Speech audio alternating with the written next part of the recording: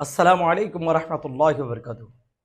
প্রিয় দেশবাসী, আগামী ২৬ এপ্রিল ঢাকা সরওয়ার্দী উদ্যানে ইসরায়েলের বিরুদ্ধে ফিলিস্তিনির পক্ষে মহাসমাবেশের দাওয়াতি বার্তা প্রদান করবেন সিলেটের ঐতিহ্যবাহী দরবার শরীফ সিরাজনগর দরবার শরীফের প্রাণ পুরুষ ওস্তাজুল ওলামা, লেখক, গবেষক, পীর তরিকত হুজুর আল্লামা আব্দুল করিম সিরাজনগরী মাদ্দা জিল্লুহুল আলী।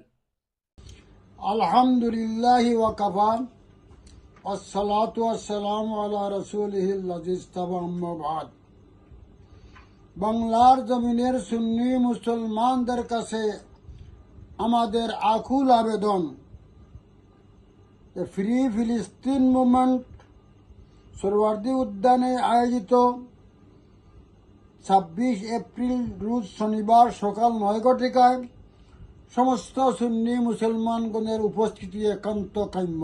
সকল সুন্নি দরবার একত্রিত হয়ে এই সম্মেলনকে কামিয়াব করবেন, এটা আমি সিরাজনগরী কামনা করি।